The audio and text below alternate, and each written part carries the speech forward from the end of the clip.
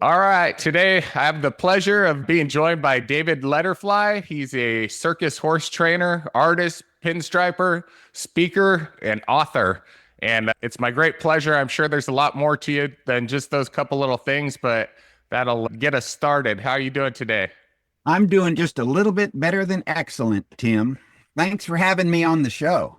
Hey, thanks for joining me. So, tell me a little bit about yourself. You caught my attention when I saw you were a circus horse trainer. My grandfather trained horses, race horses in the Bay Area, so I was like, "Oh man, I want to talk to this guy." But how'd you get into the circus life? Well, actually, result of the circus, joining the circus was twofold. Was a combination of that was one of the great loves that my dad had. My dad fell in love with the circus when he was a boy, and way back then it was a big deal, back in the 20s and 30s and stuff. And the other part of the influence was the fact that I grew up in kind of a frustrating family situation. So by the time I was a frustrated teenager, I started to put two and two together, and I figured out the solution for me would be to run off and join the circus. So I did. Yeah. How how old were you? I was 16 years old when I spent the first summer on the circus playing the drums with the band. How'd you find that gig? Oh, it was what you would call serendipity. We were living in Chicago at the time. I was able to get on the commuter train and go downtown Chicago and poke around and explore and have fun.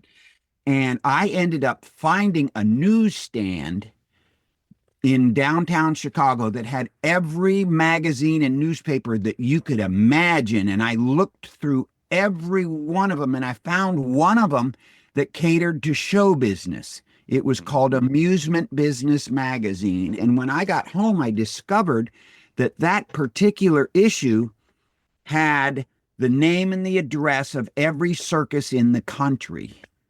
Oh, And that was something that they only did once a year. So it was just serendipity that I got that particular issue. And I proceeded to write every one of them a letter. Do you want to have a drummer for the summer? And I got 8 replies. wow.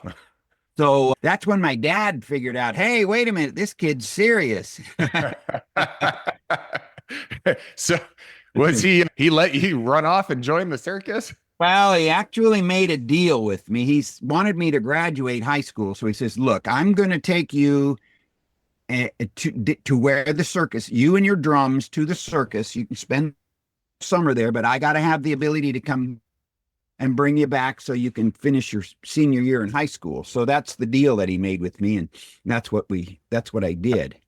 How was that first summer for you? I mean, was that quite the life shock for you or Yeah, it was a huge adventure. I was exposed to things that I had never seen in growing up in, on either a university campus or in the suburbs of Chicago.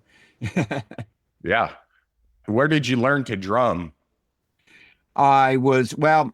Music started for me when I was a youngster. My mother was an opera singer and a piano teacher, so we all took piano lessons when I was a little kid. And then by elementary school, I was playing the trumpet. And then in my sophomore year in high school is when I decided I wanted to be a drummer.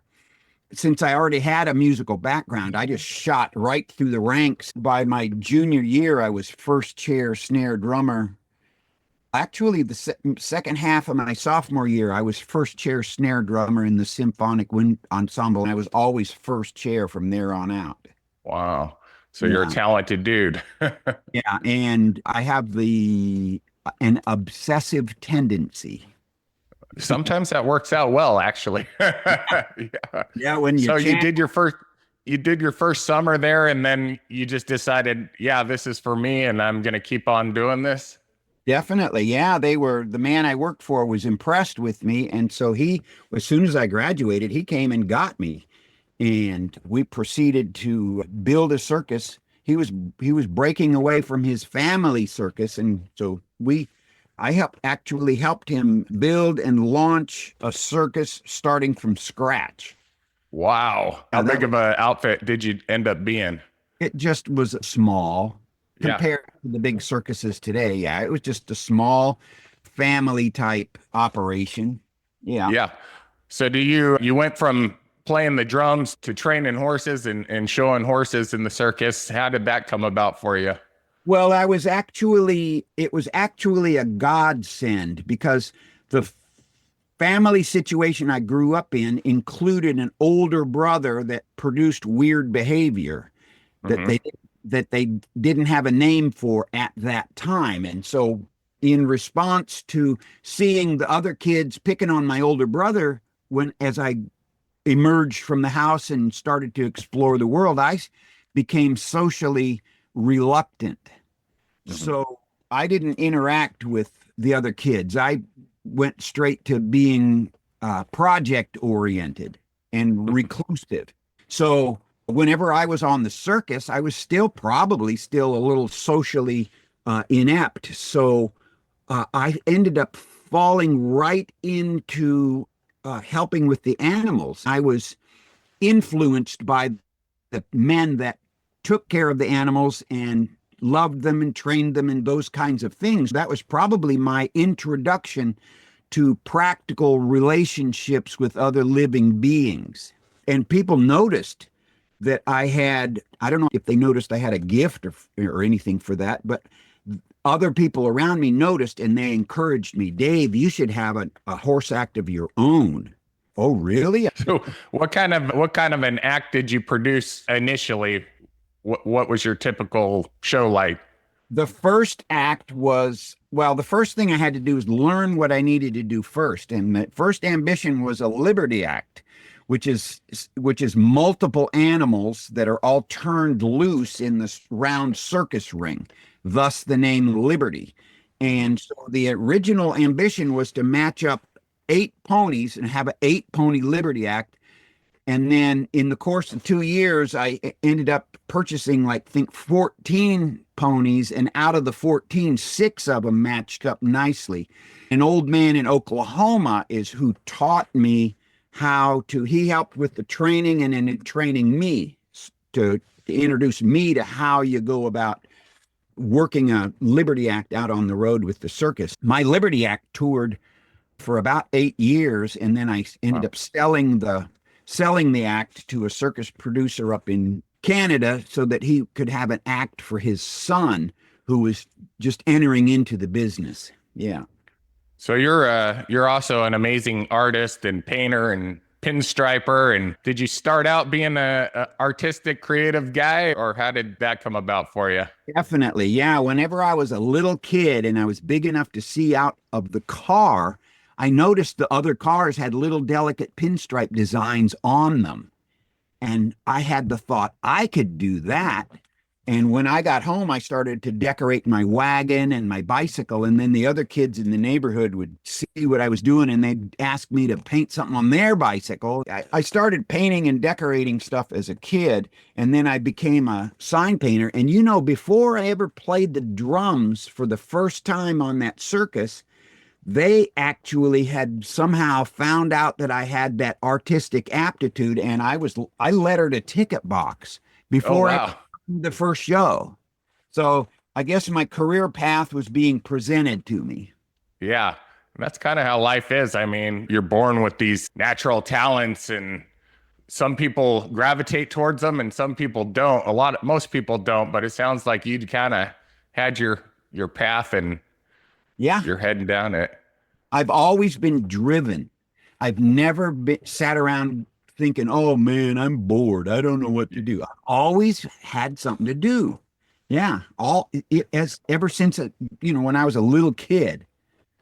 How did you so you're doing podcast speaking or speaking in general. How did you gravitate towards that? Have you been doing this for a while, or you Uh, just something new? sort of, I guess. It's kind of an interesting evolution that has taken place. The horses introduced me to practical relationships with other human with living beings.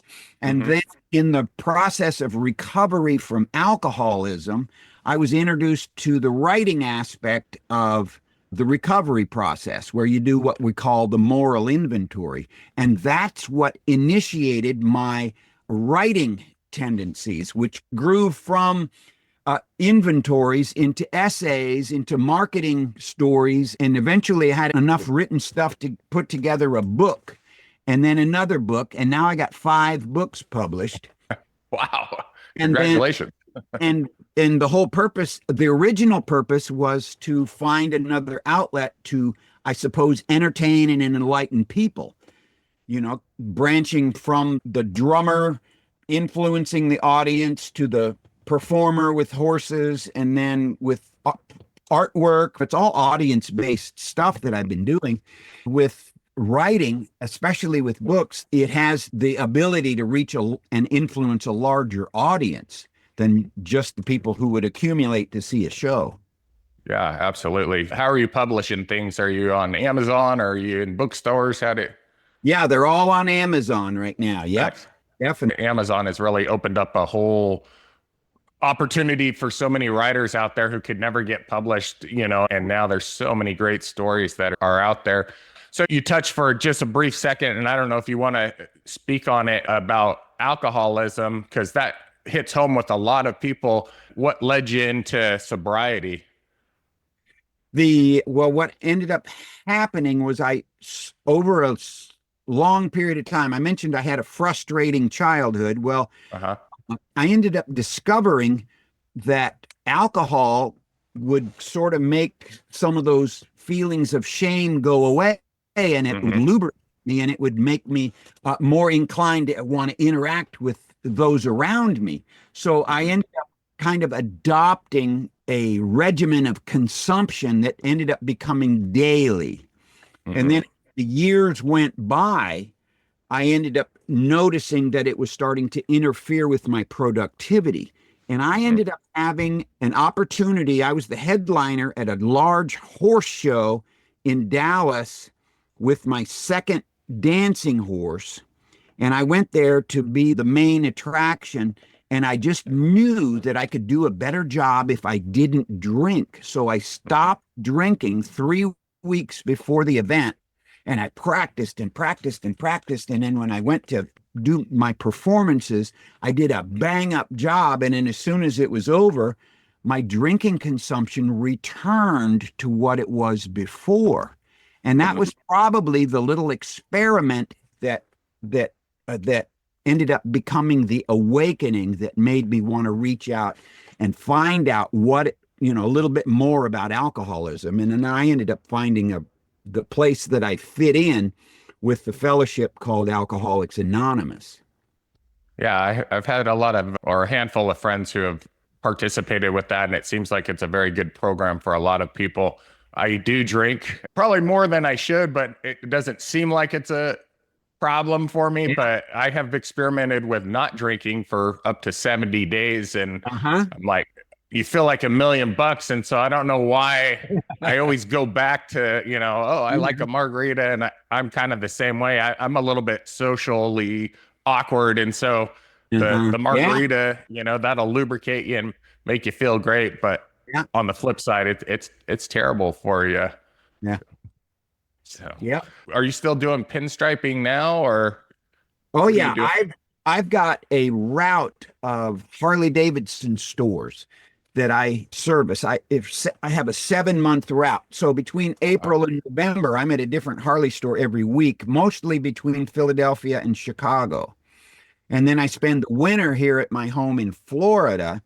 And I've got a different set of customers here. I've got a man who owns a circus who has commissioned a whole bunch of he loves hand painted artwork, and he's commissioned a whole bunch of hand painted things to jazz up his circus. And then I've got other customers who like the old fashioned.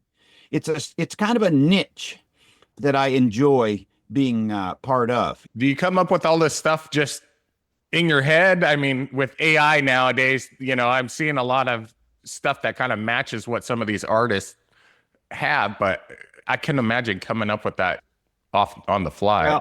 Well, I've been blessed with having a vivid imagination, but because of my career path, uh, my ability to come up with ideas has been developed. People come to me for an idea about what's going to help them in regards to what it is they want to accomplish, whether it's visual or with the rhetorical stuff that I'm doing. You asked about speaking. I'm also a member of Toastmasters. I have a speech coach, so I'm ongoingly developing these skills because it's a yet another form of entertainment. So I guess Yeah. I guess I'm pretty much an entertainer, whether it's talking or writing or painting. That's amazing. I could probably use a speech coach myself. I've heard of Toastmasters. What is that program? What is Toastmasters? It's a place to learn not only speaking skills, but especially leadership skills and social skills. Yeah. Yep. Just a fun fellowship. So are you married? Any children? How's your life gone? No married, no children. I had horses for 30 years, so that's where all my money went. Nice. Well, that's not a bad thing. You're dodging some bullets. Definitely. Yeah. I think the lifestyle of traveling, pretty much the bulk of my career, has probably made the ability to become relationally connected difficult or impossible, or maybe both. Yeah. So something I kind of like to ask people, I haven't really done it on the podcast before, but you've lived this amazing, exciting life and have all this life experience. To somebody listening to this podcast right now who's just kind of starting out their journey in life, what kind of advice would you give somebody who's just starting in life? Well, that actually leads up to introducing one of the books I wrote, because one of my customers actually inspired this. One of my motorcycle customers said, "Dave, you are living the dream, traveling the country, doing what you love, making artwork that makes people happy. You should write a book on how to do it." So I did. I wrote a book called Hit the Road and Thrive, 7 Secrets for Living the Dream. And I've actually made the manuscript available for free to all of your listeners who would like to go to my author website, which is daveletterfly.com.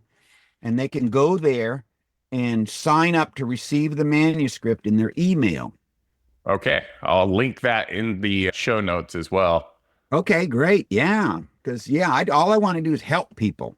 And I've discovered there's a lot of people who are sitting on their couch and they're disgruntled with the way life is, and they don't know what to do. And those are exactly the people that I want to reach. So somebody sitting on their couch right now and they're lost, and looking for a purpose. I believe everybody has a purpose. They just may not know what that is off the bat. And how'd you find your purpose? I mean, did it just come to you, or are you being guided by a higher power? What's going on with you? Well, yeah, I would say that prior to my entering into the process of recovery, my trajectory was pretty much self-centered. I was just reaching out to get what it was that I wanted. Mm-hmm. But then whenever I was introduced to a practical relationship with a higher power, I ended up modifying my trajectory to include uncovering God's will for me. I ended up finding a completely different purpose for my life. And that was to find ways to be a blessing to those around me. And that's really what fuels my words today. I get up every morning and write. And what I'm doing is I'm writing to the people who were perhaps lost the way I was at one time. And I just want to give them a little encouragement, get the message out that it's okay. And there's some pieces of the puzzle you got to have. And then once you get these pieces and you put them together, you'll end up having a different perception for the exact same situation you're already in. And probably find, like you said, how do you find your purpose? Well, sometimes you got to have a couple pieces of the puzzle first, and then you find it. you find that purpose for your life. Absolutely. And that sounds like you have a belief in God, and that's amazing. I too believe in God and a higher power. And, I was raised in a Christian church by my dad was a Christian pastor. So I That's have that. that's interesting too, because my daddy was a Lutheran minister, and Was he? I did not find I did not find a relationship with God at the church. It was just all mixed up, and the kids were picking on my brother, and I didn't want to have anything to do with that. It took Alcoholics Anonymous for God to finally get to me, I guess you'd say. Yeah. I mean, I've always had a relationship with God, but it's been up and down, Yeah. Yeah, being raised in a church is a different thing. And like you said, there was 5 of us. So I had 3 sisters and a brother. And, we would all show up to church and put on your show for everybody and be the Yep. perfect child for all the congregation. The And, preacher's kid. Yeah. You're supposed to walk on water. oh, yeah, but we didn't. We sank. Unfortunately, but we did the best we can looking back on it. Yeah. So going as from a pastor's, or minister's son to the circus, that's a transition. That's a transition. That's for sure. Yeah. Yeah, but your dad, he was good with it. I like that. Well, at the beginning, he was dead set against it. But then as the years went by and he realized I was having the time of my life doing all this interesting stuff, going places all over and, having these wonderful experiences, he ended up going, wait a minute, this kid might have something on me. So we ended up having I guess what you'd call a healing experience. Yeah. And then he ended up spending a part of a summer with me. Oh, So we had yep. I had a bonding experience, and then in sobriety, we ended up healing everything and becoming best friends. Oh, I love that. That's Yeah. amazing. There's so many people out there who are, have those relationships with their parents and never get the chance to have that healing. So Yeah, what a blessing that is for you it really to is. have Yeah. experienced that. What's the next 10 years look like for you? Well, I don't think my customers are going to let me retire. Okay. So I'm going to keep on going to Harley Davidson stores and pinstriping and lettering and doing little custom pictorial images on motorcycles, and certainly decorating for the circuses that like my artwork. Even though I don't have horses anymore, I had horses for 30 years. I'm still passionate about horses. And I had a friend years ago who wanted to get into horses, and she asked me my advice. My advice at that time was, do not buy a horse. Go to the barn that's filled with nice riding horses and pay whatever they charge to take lessons. And then just start doing that. And then as the result of learning how to be around horses and what different kind of horses there are, then you'll be able to make an educated purchase. Yeah, absolutely. I was going to ask you if you still had horses. My grandfather being a horse race trainer, I've actually only been on a horse 3 times, but Yeah. I watch the Kentucky Derby every year, and I love horses. They're magical. So you want to guess after she had asked me my advice, you want to guess what she did? I bet she went out and bought a horse. You went out and bought a horse. Yeah. So Yeah. now you're asking me about my next 10 years. Well, I think Yeah. that it would probably be appropriate for me to take my own advice. And so what my next 10 years are going to look like are going to be including trips to Portugal, where the best horses in the world live, and go there and be around the barn, take the lessons, learn more about, because I'm still passionate about horsemanship. It's just not only was it a godsend for me relationally, but there's something magical that takes place when you in a relationship with a horse, especially when you take one all the way to the level of doing a performance with your horse in front of a circus audience. And I have experienced true connection. You talked about marriage and family and stuff. Well, I've experienced true connection with a horse. When you take them away from the barn and you take them to a foreign country and you take them into a situation they've never been to before, the only thing that's constant in their life is me. And all of a sudden, there's this incredible connection that occurs. And then together, we go into those situations. And then I encourage my horse, yeah, remember what we do here? Oh, yeah, I remember. And then he does his thing.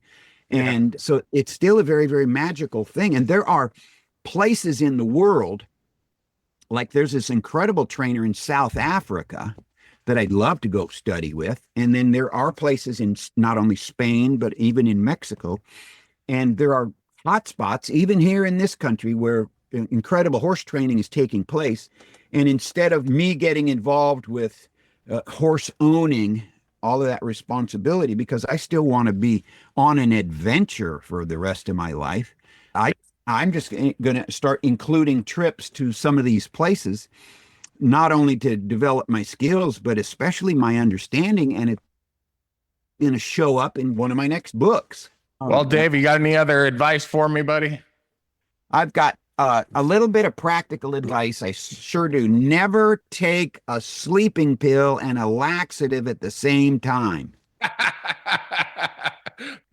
That's great advice. Yeah. Take that one to the bank. Yeah. Right. Well, I sure appreciate your time, Dave, and thanks for joining me today. If people want to get a hold of you, what's the best way to do that? The best way is my website, which is real easy to remember, letterfly.com. Letterfly.com. All right. I appreciate your time, sir. Thank you, Tim. All right. Thank you.